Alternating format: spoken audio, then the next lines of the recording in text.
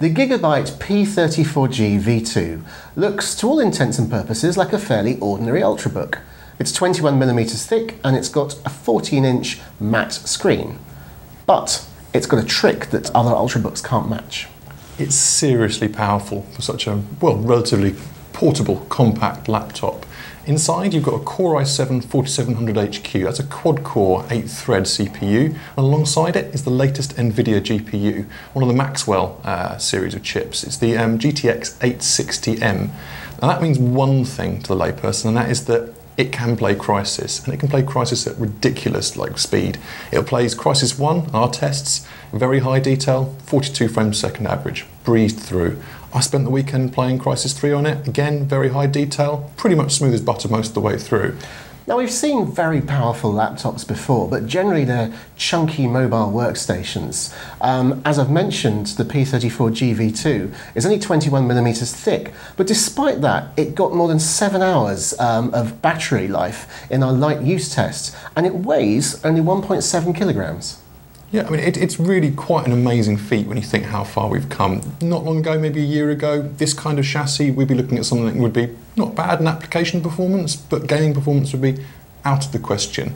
Now, the new Maxwell GPU has a new battery boost function, and this lets you set the frame rate. So if you're playing something like Civilization 5 or something along those lines, you can set it to 20 FPS. It will not go past that point.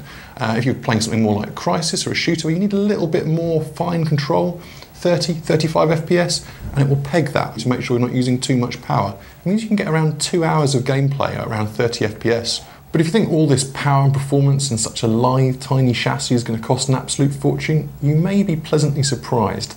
The current version of this with the 760M is costing currently about £1,050 Inc VAT. This one's looking to come in at a similar price in the next month or two.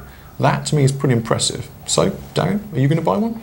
Well, it's got to be said, it certainly ticks the boxes as far as performance is concerned. Battery life's impressive, and there's good connectivity too. You get USB 3, Gigabit Ethernet, there's a VGA connector, it's got all that good stuff. The truth is though, the chassis is just a little bit plasticky. It feels not exactly like a premium product, and I think if you're spending £1,000 and upwards, then maybe you'd expect something that's not only going to be powerful, but maybe something you'd be proud to own and you'd enjoy holding in your hands. I do agree with Darien. I mean, I was genuinely blown away this weekend spending time with it, actually gaming on such a lovely sized laptop. But I think maybe, even though this will win some fans, and rightfully so, I mean, the build quality isn't bad, it's not going to fall apart. It just doesn't have that sort of sense of real high-end luxury that you might expect from a £1,000 device. It's just, you can't help wishing it was somehow a little bit more. As a sign of things to come though, I think in the next year or so we're going to see some really amazing bits of kit come out with similar CPU and the same Maxwell GPU. Big things are going to happen in the laptop space, and I'm looking forward to them. Click to subscribe to our YouTube channel and come back every Wednesday for new hot hardware videos.